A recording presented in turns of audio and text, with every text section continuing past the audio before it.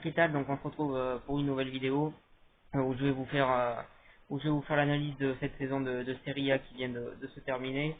Donc je vais parler des équipes qui se sont qualifiées pour la Ligue des Champions et celles qui se sont qualifiées pour l'Europa League. Donc je vais commencer tout de suite par la Juventus qui a fini première. On a vu une Juventus plus faible que les années précédentes malgré tout, une Juventus que j'ai trouvé assez fébrile défensivement.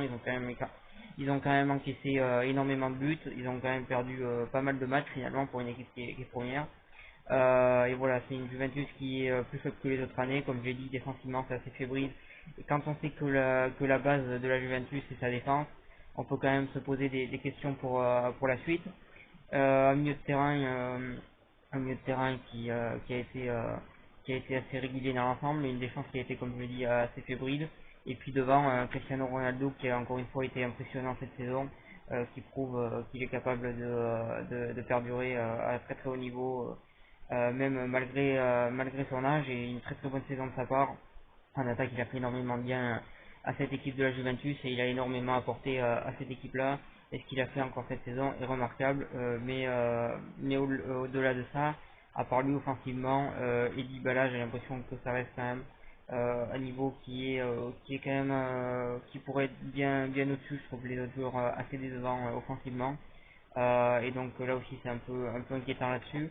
Et comme je le dis défensivement, je trouve que c'est une équipe qui encaisse beaucoup trop de buts, qui par moment a des grands moments d'absence durant un match.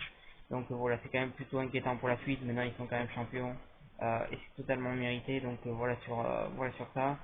Et voilà sur ce que j'avais à dire pour la Juventus qui est quand même champion 9 fois de suite. Mais bon, on a tendance à en demander toujours beaucoup avec cette équipe. Donc voilà sur ça. Ensuite, l'Inter de Milan, qui a fait une bonne saison, comme je l'ai déjà dit, selon moi, est en train de se reconstruire, petit à petit. Donc à voir si leur entraîneur Conte va rester la saison prochaine ou pas. Ça va être important pour la suite. Je pense que ça serait une bonne chose qui reste et que cette équipe continue de construire, de construire ce projet avec lui. Et, euh, et que clairement c'est la bonne personne pour construire ce projet qui est intéressant et on voit une Inter de Milan qui progresse petit à petit qui je pense va avoir un club intéressant dans les années à venir. Voilà sur ça. Ensuite pour revenir à l'Atalanta Bergame, une belle surprise cette saison encore, ça fait quelques saisons qui sont assez réguliers.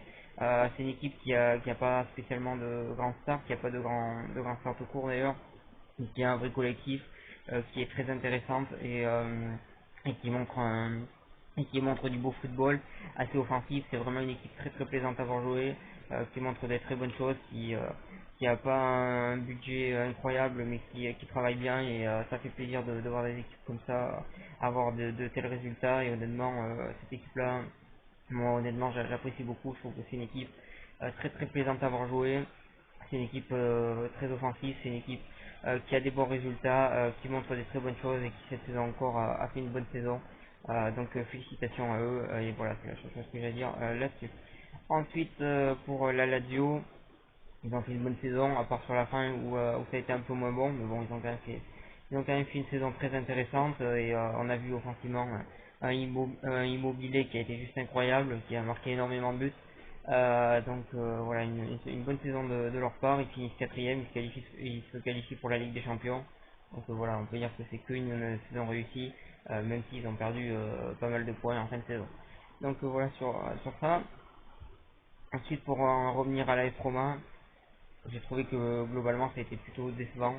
Je pense qu'on aurait pu espérer mieux de cette équipe. Ça fait 2 ou 3 saisons qu'ils sont pas au meilleur de leur niveau. Il y a eu des bons matchs, mais ça n'a pas été régulier. Et globalement, je pense qu'ils avaient quand même l'effectif pour terminer dans les 4 premiers. Ils l'ont pas fait, donc pour moi ça reste plutôt décevant cette équipe. Après, à voir si dans les années qui viennent, ils arriveront à terminer dans les 4 premiers. Ensuite, pour le Milan AC, ils ont fait une fin de saison totalement incroyable. Je crois que après la reprise du championnat, ils ont perdu aucun match, si je me trompe pas. Voilà, une reprise très impressionnante. Ils ont montré des très bonnes choses. Ils ont été très intéressants durant cette fin de saison et ils ont montré qu'ils étaient capables de faire bien mieux et de revenir pourquoi pas à leur meilleur niveau. Très intéressant cette équipe, offensivement ça a été intéressant en fin de saison, défensivement aussi, donc voilà, ils ont retrouvé un vrai groupe durant cette fin de saison. Donc voilà, c'est à voir si ça va durer pour la saison prochaine ou pas. Mais en tout cas, si ça dure pour la saison prochaine, cette équipe-là sera intéressante et sera à suivre. Donc voilà sur ça. Ensuite, le Napoli qui termine, j'ai envie de dire que septième, parce qu'on a habitué à aller voir plus haut ces dernières saisons. Une équipe qui a eu un début de saison très très compliqué, qui est plutôt pas trop mal revenu en fin de saison, qui a quand même remporté la Coupe d'Italie, qui est encore en liste pour la Ligue des Champions. Donc une équipe qui a encore des choses à jouer cette saison.